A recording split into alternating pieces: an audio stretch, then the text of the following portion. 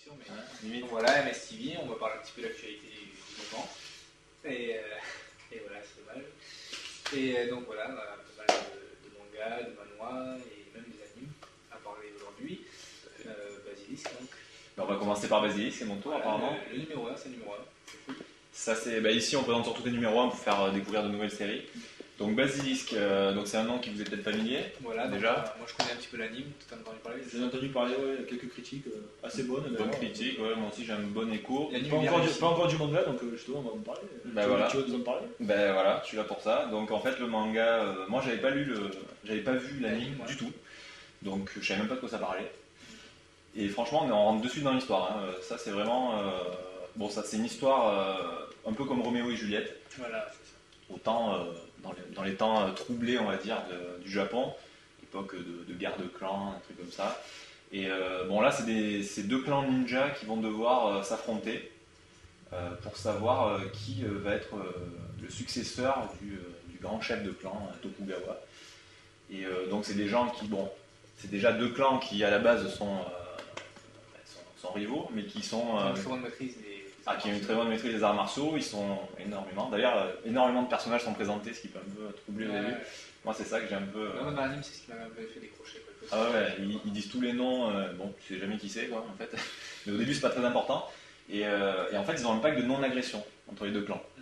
Et ce qui est bien, c'est que dans ce premier volume d'introduction, c'est vraiment, on voit leur vie avant, on voit un couple qui s'aime, un dans le clan, l'autre dans l'autre. L'homme Donc dans ça, le c'est clan à la fin de le côté Roméo et Juliette. Voilà. Et donc ils s'aiment, tout le monde le sait, mais c'est très mal vu, on va dire. Plus que mal vu, oui, il risque cher. Et du coup, on assiste en fait à la rupture de ce pacte de non-agression, justement pour déterminer qui va être le successeur. Chaque clan représente un des deux fils du gars, puisque c'est un des deux qui va succéder. Et à partir de là, ils vont commencer à apprendre petit à petit que ce pacte de non-agression est rompu. Et ce qui est bien, voilà. Et ce qui est bien, c'est qu'ils apprennent à mesure. Il y en a qui le savent, il y en a qui le savent pas. Et c'est ça qui est marrant en fait, c'est qu'au début, des gens qui se côtoient, il y en a un qui le sait, l'autre qui le sait pas, et tu te dis voilà, comment ça va finir tout ça, ça va partir en boucherie, voilà ce qu'on se dit. Donc faut pas se le cacher, c'est un manga, c'est assez violent. C'est sérieux, c'est un public quand même relativement. Relativement, on va dire adolescents, jeunes adultes, quoi. Voilà. Tout à fait. Mais ça reste, c'est pas non plus les du dessins sont gore. quand même relativement. Les dessins sont bien faits, quoi. Alors c'est bien fait, c'est un style bien particulier, les personnages ont bien leur style. Tu vois, ça fait un peu colorisé ordinateur par contre. C'est vraiment très noir. Et voilà. C'est très sombre. C'est une histoire noire, donc les dessins vont. L'ambiance sombre de l'époque, là tu la ressens dessus. Quoi. Voilà, c'est super bien. Pas une seule page claire. Non, là, tout se passe de nuit en fait. C'est vraiment, en plus, comme c'est le monde des ninjas, forcément. Voilà, monde caché. Alors, on a dit ninja, ça fait penser à Naruto. Mais rien à voir. Je préfère le dire de suite aux fans de Naruto, rien à voir. Voilà, ça c'est un shonen dans le sens où c'est pour les garçons, mais au fond c'est pas le shonen classique. Il n'y a pas l'humour, il n'y a pas la quête interminable. C'est du sérieux. C'est du sérieux, donc moi je conseille Basilisk, fortement. C'est seinen que shonen. Oui, voilà, plus seinen que shonen. Parce que shonen, voilà, ce que tu disais, c'est la quête, la progression, machin. Non, là c'est rien à voir avec Naruto pour ceux qui se posaient la question. Bon, je pense pas qu'ils se posaient la question parce que vu comment on l'a présenté, ça fait pas du tout penser à Naruto. C'est un manga plus adulte, une histoire qui part très fort. Qui est limitée en volume, je sais pas combien il y en a. Alors je crois qu'il n'y a que 4 volumes, voilà. Je ne me trompe pas, vous pouvez vérifier sur le site. Voilà, marqué. Et voilà, donc moi je conseille fortement Basilisk volume 1. Le volume 2 va bientôt sortir, en décembre. C'est mensuel, bimensuel? Alors c'est bimensuel. Voilà, donc... Non, c'est bimestriel. Voilà. C'est une fois tous les 2 mois. Bimensuel, c'est 2 fois par mois. Bref, c'est pas grave ensemble. On nous dit, la régie nous dit, il y a 5 volumes. 5 volumes dans la régie. Voilà, donc... Mais c'est une série qui a l'air vraiment... Ah mais moi j'ai accroché. Prometteuse, en tout cas. Très prometteuse. Après j'espère que ça va pas juste tomber dans le bain de sang, les combats interminables. Quoique, franchement, au pire c'est pas bien grave. Une série en 5 volumes, ça passe bien. Et l'histoire d'amour au milieu, c'est plutôt... Elle prend pas une grosse place quand même, l'histoire d'amour. Non, pour l'instant, c'est que le voilà, donc pour moi ça c'est du... c'est du 9 sur 10 quoi. Basilisk c'est bon. Ouais. Achetez-le. Ah ouais, là on peut conseiller de l'acheter à tous les fans de manga. Donc maintenant, moi je vais enchaîner un petit peu sur G-School, édité chez Kiwi. Donc, Encore un numéro 1, donc. Encore Voilà, un numéro 1. une nouvelle série qu'on présente. Elle a agréablement surpris par ce numéro 1. Un manoir en fait qui commence par une trame classique, la trame classique de tous les shonen, c'est-à-dire voilà, on a un héros, il a la possibilité de voir les fantômes. Donc, Petite. ça aussi, fait penser à quelque chose. On l'a vu, on connaît Shaman, on connaît et j'en passe d'autres bien plus connus, c'est récemment. Bleach, tout à fait. Faut pas le nommer. Pour pas le donner. Voilà, c'est sympa, c'est un collégien donc il y a ce pouvoir-là. Il y a énormément de côté marrant, comme dans la c'est shonen, génial. même plus orienté, plus comique, je pense, que ce que j'ai pu lire jusqu'à présent. Dès le départ, on pense que le héros est surpuissant, puis il se fait vite ridiculiser, donc ce côté comique est vraiment sympa. La petite bestiole qui accompagne le héros est super attachante aussi. J'ai d'ailleurs pensé à Bob de Monster Company, avec des ailes. Et rouge. Et rouge. Donc rien à voir avec Bob, Max et compagnie. Max et compagnie, n'importe quoi. C'est Monster Company. Bref. Les designs sont sympas. Voilà, les combats. C'est du shonen classique quand même. Voilà. Ah oui, ça reste. Du shonen coréen. Quoi. Ouais, voilà. D'ailleurs, c'est un nom Voilà, particulier. si vous voulez, pour moi j'étais vraiment surpris dans le sens où pour du manoir, je n'avais pas encore lu, pas vu, mais lu un style comme celui-ci. Donc vraiment bien. Donc toi, ayant lu beaucoup de mangas, ça t'a fait forcément penser à quelque chose. Mais là, en tant que manoir, même si maintenant on mélange un peu tout, en manoir, c'est nouveau. On peut pas leur dire. Sinon, ça ressemble étrangement à Bleach. Mais on peut pas trop leur reprocher vu que Non, parce qu'on sait même pas qui. dans leur pays, voilà. Oui, en plus c'est pas Donc, une réalisation. Mais voilà, donc pour une série prometteuse en tout cas pour partie numéro 1, donc je suis en numéro 2 avec impatience pour voir si la suite. Donc, C'était à la hauteur. chez Tokebi. Voilà, j'ai switché chez Kevin, pareil, je crois que je l'ai Sorti en novembre, octobre. D'accord. C'est sorti, c'est chez tous les libraires. Encore un good choice. Quoi. Parce qu'aujourd'hui, Encore un good choice. il y a du good choice. Il y a du good choice aujourd'hui. On va changer un peu, on parle anime. On peut parler anime. Ça pour Chronicle. Tout à fait. Tsubasa Reservoir Chronicle. Donc ça, en fait, c'est pas le boîtier du DVD. Non, c'est le petit livret qu'il y a avec. Voilà, c'est juste parce qu'en fait, c'est un coffret. Kazé fait beaucoup de coffrets et Chose qu'on apprécie beaucoup d'ailleurs. on apprécie beaucoup parce que ils axent beaucoup sur les petits goodies à côté. Ouais, c'est c'est le appréciable. côté collector qui Voilà. fait qu'on achète. Et Qu'on peut pas avoir en piratant. Voilà. Tout simplement. C'est vrai que ça, par exemple, voilà, c'est le petit carnet de voyage dans les dimensions, c'est son titre. Et donc, il présente un peu tous les personnages. Mais bon, ça, je vais d'abord vous parler de l'histoire. Donc, en fait, Tsubasa Reservoir Chronicle, c'est un anime un peu particulier. C'est un anime un peu particulier dans le sens, donc c'est du clamp. Donc, déjà, on s'attend à du lourd. Bon, on peut être déçu un peu par la fin des clamps des fois, n'est-ce pas? On va parler de X. Sur de X, voilà. Mais bon, l'ensemble est quand même plaisant et très beau graphiquement, ça on peut pas leur reprocher. c'est beau, mais ça reste du clamp. les histoires sont C'est du parfois un peu tronquées, quoi. Un peu tronqué, et oui, c'est vrai. Bâclées. On va dire qu'ils savent pas finir. Bon, c'est quel dit. ne savent pas Non, mais voilà. Bon, là pour cette histoire, c'est un peu particulier puisque c'est une histoire qui va regrouper quasiment tous les personnages qu'on a pu rencontrer dans les aventures, dans les histoires de Clamp. C'est-à-dire en Chobits, en passant par XXXolic Et le classique. et le Magic Knight Rayas Oui. aussi, avec Ah la ouais. bestiole. La bestiole vient de là en fait. Voilà, c'est pour ça que Alors la bestiole, Mokona, vraiment excellent. Voilà. Et bien sûr. Cardcaptor Sakura, Voilà. où il y a Sakura. beaucoup de personnages. En fait, il y a beaucoup de personnages des Cardcaptor Sakura. Et après, par-ci par-là, ils sont présentés d'ailleurs dans le carnet de voyage, tous les personnages qu'on va rencontrer dans les différentes dimensions. Donc super bien fait ce petit fascicule. Ça, C'est même un livre, hein, parce que c'est Trop cartonné. couleur, c'est cartonné. Ah, c'est bonne qualité. à préciser aussi quand même, c'est que dans les premiers épisodes de cette série, Mhm. on a un croisement en fait, avec l'autre série qui est XXXolic. Tout à fait. La sorcière des dimensions est en fait Exactement. l'héroïne de XXXolic. Donc là, pour ceux qui ne savent pas du tout l'histoire, on va quand même partir dessus, puisque Voilà. on a présenté le reste. Donc en fait, l'histoire, c'est un peu simpliste, entre Oui, guillemets. voilà, c'est la trame classique toujours. Voilà, c'est un trame classique de Clamp, c'est un peu mystique. C'est-à-dire que c'est la princesse Sakura, du royaume de Clos, Qui perd sa mémoire. qui perd sa mémoire, qui est représentée par des plumes. Par des plumes, voilà. Et le but de la quête de Et Shaolan, dispersée sur plusieurs dimensions. voilà, ces plumes sont en fragments, sont fragmentées sur différentes dimensions. Et donc une petite équipe va se former naturellement, bon, c'était un peu leur destin, hein, d'après ce qu'on comprend dans l'histoire. Même si on n'en connaît pas encore trop sur les personnages. Non, voilà. principaux. Non, au début, là c'est le premier coffret, donc on n'apprend pas trop de choses. Par contre, on voit directement, ça fait penser, moi ça m'a fait penser directement, pour faire un petit parallèle avec une série TV, Oui. de suite à Sliders. Sliders, bien sûr. Surtout Sliders, on aurait pu dire Code Quantum d'un côté, dans le sens où ça, lui aussi va dans. Alors lui, c'est pas différentes dimensions, c'est différentes époques. C'est vrai. Ouais, mais la grosse différence, c'est que on peut vraiment assimiler ça un peu à Sliders, parce que justement, dans Sliders aussi, il y a les mêmes personnages qui ont des rôles différents. Voilà, on retrouve. Voilà, ce qu'il faut dire, c'est comme on C'est est ça. dans des dimensions différentes. Ils vont aller par exemple dans une dimension où tel personnage sera, je sais pas, dans un restaurant, alors que dans l'autre, c'était le frère de la princesse, par exemple. Voilà, et l'histoire de Cardcaptor Sakura Ouais. est une dimension aussi. Voilà, ça c'est un bon clin d'œil. Donc voilà, on assiste en fait à un sorte de slider. Bon, ceux qui connaissent pas, ça leur dit Comme rien. Xolic aussi, qui a aussi une dimension différente. Tout à fait, voilà. Et bon, c'est ça qui est plaisant en fait. C'est Voilà. ça qui sauve un peu l'anime, puisque c'est vrai que l'histoire, c'est un peu bateau. Après, c'est vrai que c'est vraiment ce côté de découvrir des nouveaux mondes où toutes les règles sont différentes, les gens sont différents.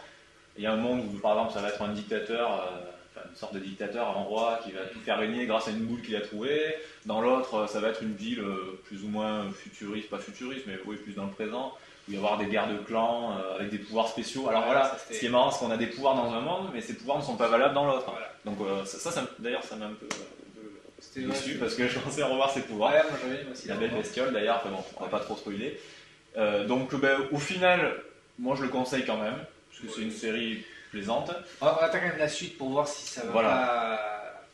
Comment dire Ouais, si ça va pas s'essouffler. Voilà, s'essouffler, se cantonner à passer de dimension en dimension sans réelle profondeur. Quoi. Voilà. Je sais que pour le moment, les plumes, il récupère relativement assez rapidement. Ouais, c'est vrai, sans trop de difficulté. Donc bon, est-ce qu'on va. À suivre. Alors par contre, bonne impression pour le premier. En même temps, c'est du clan. En même temps, c'est du clan. Les combats, c'est pas trop leur fort. Non, on n'a pas une histoire de combat, c'est une histoire de recherche en fait. La recherche à plume, à chaque fois il tombe à côté, quasiment. Donc c'est vrai que. Ouais, en fait, il n'y a pas beaucoup le côté enquête. Voilà. Le côté enquête, dans une GT un peu, on va dire. Et, ouais, dans un autre registre. Par contre, j'aimerais bien juste souligner les musiques. Les musiques sont superbes, franchement. Je me souviens pas, mais peut-être. Ah ouais. Non, mais je te le dis alors. Non, les musiques sont vraiment superbes, le générique est génial. Ça donne envie d'en faire une sonnette portable, comme certains l'ont fait, je dirais pas qui. En régie. En régie, dans la petite oreillette. Mais franchement, les musiques tout au long, hein, vraiment super bien. Enfin, c'est du grand art. Hein. Franchement, c'est ça qui est bien avec les Japonais. Dans des dessins animés, ils négligent rien, sauf le scénario des fois. Mais visuellement, voilà, le côté, l'image et le son. Voilà, il n'y a pas l'image d'un côté, le son on s'en fout. Et c'est appréciable. Donc, on conseillera peut-être plus vivement la prochaine fois avec le prochain coffret. Pour l'instant, un peu mitigé. Voilà, on va dire ça. Pour les fans de Clamp. Fan de Clamp, foncez. Voilà. Parce que vous retrouvez tous les persos de Clamp, c'est un régal. Quoi. Bah ouais, c'est ça. Puis voilà. Et c'est très très beau. Et voilà. Donc, ok, on va revenir à du papier. On va revenir à du papier. Donc, Beat the Vandal Buster. Alors, une spéciale game de l'équipe là. Ah ouais, là c'est un coup de cœur et en même temps une bonne rigolade. Franchement, rigolade.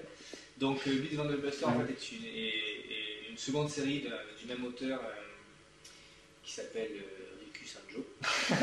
C'est marqué dessus. En fait, ces deux-là, je crois que c'est les deux, hein, bien sûr.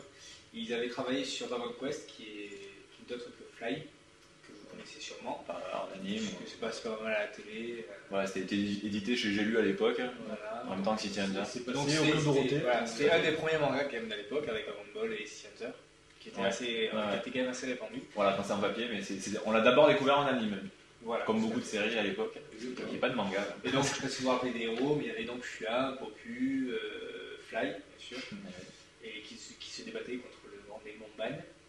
Et la première chose qui m'a frappé, qui nous a tous frappé, c'est que donc en voyant on a revu Fly. C'était vraiment les mêmes dessins, le même type. Voilà, à la limite les mêmes dessins, c'est le même dessinateur, on peut se Voilà, dire. on se dit Bon, comme Akira Toriyama. C'est le même style, bon, c'est vrai qu'ils peuvent pas trop changer, on va dire. Ouais, voilà. Ils ont leur trait quoi. Les Clamp, on reconnaît les Clamp, Akira Toriyama. Donc jusque-là, rien de grave.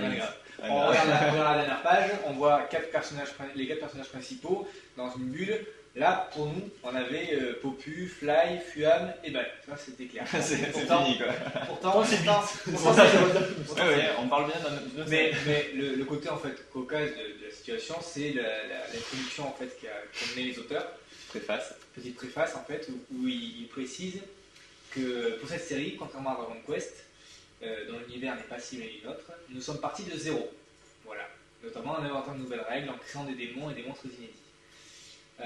Donc là, voilà, on sourit énormément parce qu'effectivement, il n'y a pas d'innovation artistique ni d'innovation réelle sur sur le monde.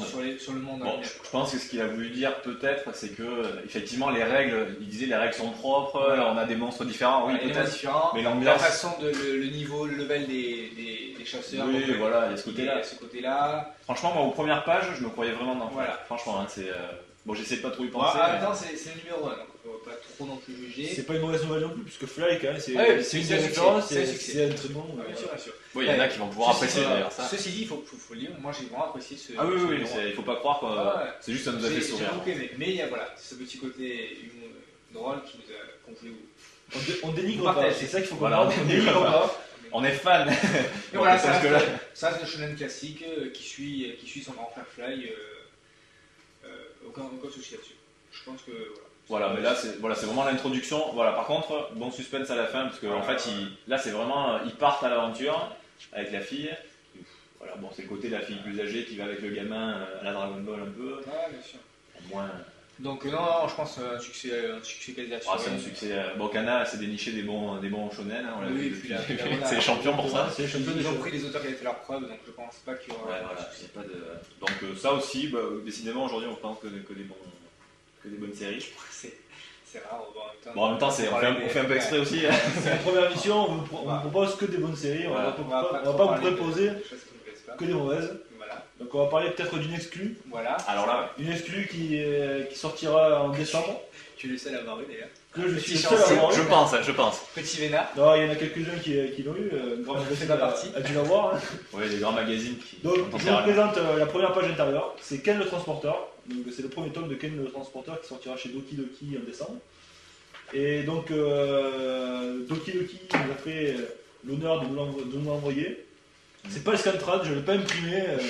C'est vraiment le manga original. Là seulement il n'était pas encore pressé puisqu'il sort qu'en décembre, il faut le rappeler. Donc, et nous apparaissons en dernière page. Encore notre publicité, comme dans le GCU. Merci Doki Doki. Et donc, quel transporteur? Qu'est-ce que c'est? Pour ceux qui ont vu le transporteur, le film, on doit s'en douter. Si, c'est un... ouais. Ah, je pensais pas justement. Ken, c'est un japonais, c'est un transporteur et il transporte tout sauf de la drogue et des armes. Sans savoir ce qu'il transporte. C'est sa politique. Lui, il sait ce qu'il transporte. Contrairement à Jason Statham. Et il n'a pas d'audi non plus. Lui, il se débrouille comme il peut. Et c'est un vadrouilleur, c'est un globetrotter. Ken, on peut dire, c'est un peu le design et c'est un peu Jackie Chan. On va dire. On a vu Jackie Chan dans Nicky Larson, l'adaptation live. C'est très bon film. S'il y avait une adaptation live de Ken le Transporteur, je mettrais Jackie Chan parce qu'il lui ressemble vraiment. C'est un projet, ça, sympa. Ouais, ça pourrait être un projet sympa. Ken, en plus, il pratique les arts martiaux. Il est très bon dans les arts martiaux. Bon, il se fait rétamer la gueule. Hein. On va pas y aller par quatre chemins. C'est comique, c'est drôle. Il y a quand même des situations assez dramatique puisqu'on part en Afghanistan quand même pendant la guerre, donc on nous montre quand même un peu des horreurs, on nous rappelle un peu la politique en Afghanistan et non c'est une très bonne surprise quand même, surtout qu'il n'y a pas beaucoup de volumes, il y a que 2 volumes au Japon et là Doki Doki a préféré faire 4 volumes. C'est pas par des sous, c'est pas pour avoir plus d'argent. Ouais, parce que de suite, on entend les détracteurs. C'est mieux de faire 10 volumes. C'est pas pour avoir plus d'argent, parce que déjà, un volume là, il fait déjà beaucoup de pages, il est déjà énorme.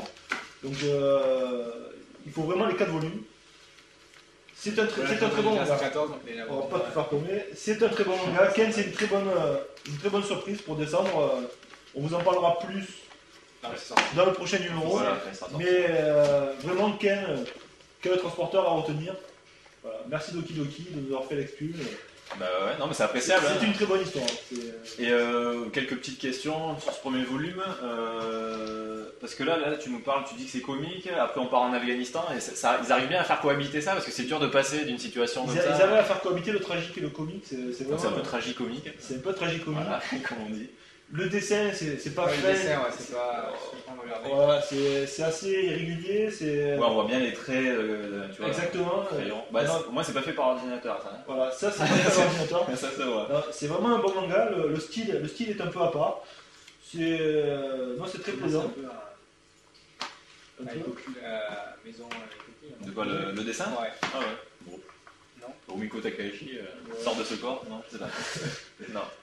Ouais, peut-être. Je sais pas. Donc il y a que 2 volumes, mais c'est récent comme. Il n'y a que 2 volumes, il me semble que c'est assez récent. Ouais, ça a l'air. C'est marqué à la fin. On va voir tout de suite. 2004. Donc Ah oui, 2004. Ah oui, donc c'est. Il y a 2 ans, c'est assez récent. Doki Doki essaie d'éditer quand même des séries assez récentes. Donc, ouais, il mise sur Nouveau Poulain. Et, voilà. non, c'est bien. Donc ils nous ont habitués avec GCU, avec Camille Nagara à avoir des séries un peu à part, avec aussi le Cartage des Sans Démons. Là, Ken le Transporteur, c'est aussi une série un peu à part, parce que c'est vrai que c'est un globe-trotteur, il aime ce qu'il fait, il a des principes dans la vie. C'est bien, c'est un beau manga, plaisant. Donc on vous en parlera plus en détail la prochaine fois quand ça sortira officiellement. Mais bon choix pour Ken le Transporteur. Prometteur. Ah, ça a l'air vraiment bien. Ok. Donc, on va vous parler. Alors, Le dernier. dernier. Le dernier. Allez, le dernier, après on fera un dernier, petit tour. ou alors. Bon, on va faire les deux peut-être. Allez, on va faire les deux. on est parti. Donc là, alors ça c'est un peu, bon je dirais pas un ovni parce qu'il n'y a rien non plus de trop différent. Non, c'est surtout que là c'est un manga, enfin si je peux dire un manga parce que c'est taïwanais. D'accord. Alors là c'est, d'ailleurs il y a la Corée qui commence à investir. Ah oui, là c'est Taïwan. Ça y est, Taïwan se met à. Enfin, Après la surtout Corée, nous la qui nous Chine, mettons à voilà. éditer du taïwanais. Voilà. Après la Chine, ouais, comme tu dis, ben ça y est, c'est parti. C'est vrai qu'on retrouve une influence manga énorme. Forcément, enfin, c'est quand même des pays qui sont pas passés en Asie. Bon, ils ont quand même un style commun, une façon de voir peut-être commune. Bon, là, je voulais vous parler de ça. Donc, c'est chez Soleil, ça. Hein. Donc, ça, il du format manga quand même. Ah oui, c'est le format manga. On a déjà donné le titre, c'est B-Boy Bomb. C'est B-Boy Bomb, tout à fait, j'oublie le principal. B-Boy Bomb chez Soleil. Numéro 1. Numéro 1 qui est sorti fin octobre, il me semble. Donc B-Boy Bomb, bon, un titre comme ça fait un peu à base de popo, des trucs comme ça, et pour cause, puisque, bon là c'est pas du rap hardcore, tout ça, non là c'est un manga qui va parler de hip-hop. D'accord. Alors, je sais pas si vous avez déjà vu des mangas qui parlaient de hip-hop. C'est pas habituel. C'est pas C'est visuel. un anime qui vient de la musique un peu hip-hop. Ouais. Qui s'appelle Samurai Champloo. Par exemple. Voilà, mais là, non, là c'est vraiment, ça se passe de nos jours. C'est un jeune garçon qui est nul en danse. Déjà, on part mal, parce que moi je me dis, mais qu'est-ce qu'il va pas pouvoir progresser aussi vite. Mais c'est qu'en fait, il est peut-être nul en danse, mais il a une musculature. Bon, ça se voit pas forcément, mais c'est un sportif quoi. Il a beaucoup de facilité, on dirait pas, mais il est puissant. Il est prédisposé. Voilà. Il est prédisposé, c'est vrai que le hip-hop, donc pour ceux qui connaissent, c'est vrai, on a tous un peu vu, ils font des choses, bon, mis à part le côté Sportif. spectaculaire, pour les refaire, il faut quand même s'accrocher. Hein, ils ont pas mal de poses où. Sacrée performance. Ah ben là, les bras sont mis à rude épreuve, tout le corps est mis à rude épreuve en fait. Donc ici, en fait, dans ce premier volume, il n'est pas trop de questions de hip-hop en fait, bizarrement. Ils ont quasiment. En fait, on a juste une petite introduction. Là, c'est plus le côté vie de tous les jours de ce jeune homme qui va rencontrer une demoiselle. Bon, ça va tout ça va. Bon, je vais pas tout raconter, mais tout ça va l'amener justement à faire du hip-hop. D'accord. Par des chemins détournés. Donc là, c'est la vraie vie qui est décrite. Hein. Bon, C'est de nos jours, quoi. c'est la vie de nos jours. Est-ce que c'est pas lassant justement Moi j'aime bien ce côté-là, la vie de tous les jours. Bon, puis il va en C'est boîte. pas shoujo ou... Non, pas du tout. Non, c'est pas du tout shoujo. Hein. C'est plus, je dirais, je sais pas comment décrire le style. C'est un peu à part. Non, c'est. Par exemple, c'est pour les garçons, pour les moi ça me fait penser, en fait, un peu le principe me fait penser à un manga qui s'appelle Graffiti chez Paquette. C'est un manoir. Et c'est pareil, c'est-à-dire que ça traite d'un sujet, le graffiti. Faire un manoir sur le graffiti, moi je trouvais ça. C'est super, quoi. Je veux dire, d'arriver à faire une histoire là-dessus. En plus, les dessins étaient superbes.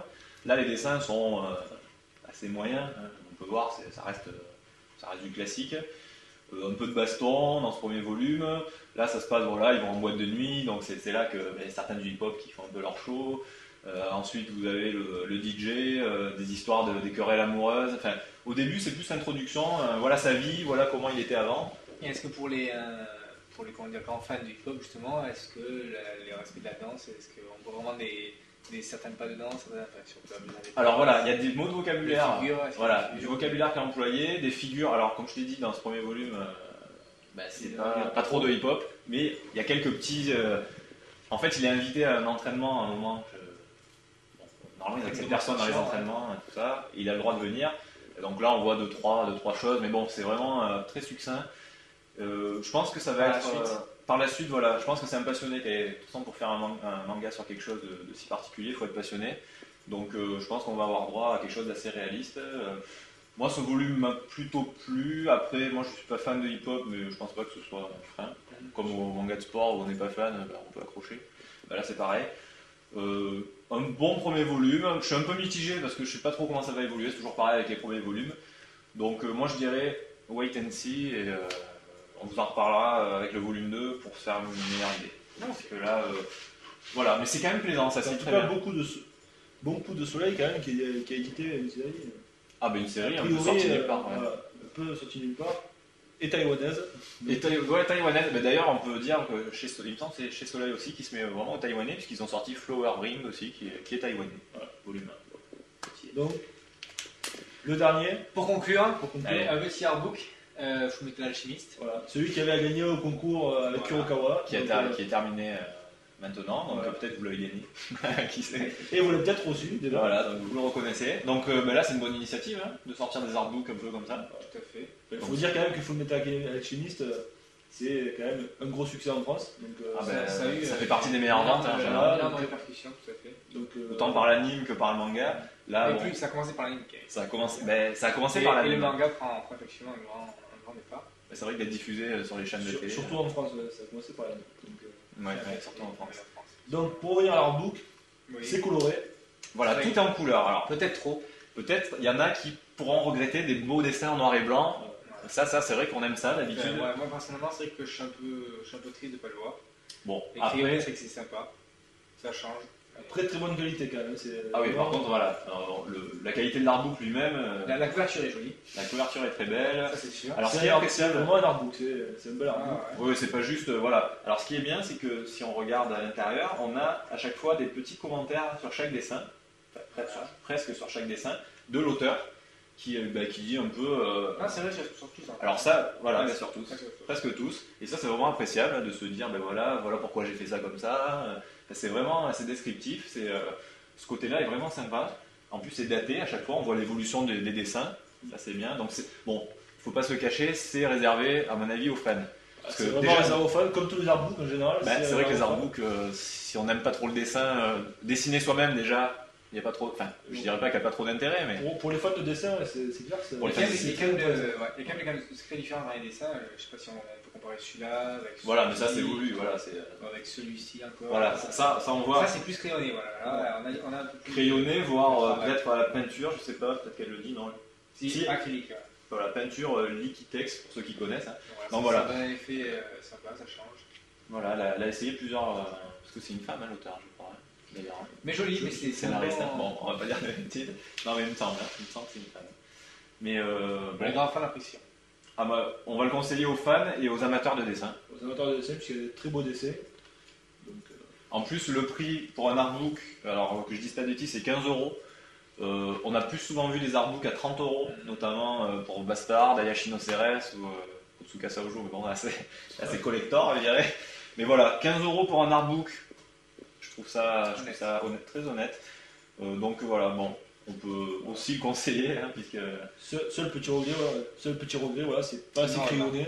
Ouais. Mais sinon, noir, ça reste que c'est de qualité. Voilà, c'est un ouvrage de qualité, donc allez-y. Après, à vous juger un magasin. Mais... Donc, Voilà. l'artbook Fullmetal Alchemist, qui est déjà sorti, qui est sorti. Qui est déjà sorti. Qui est sorti. Début novembre. Grâce à Kurokawa encore. Bon, on est arrivé. Rendez-vous au prochain épisode. Et à bientôt.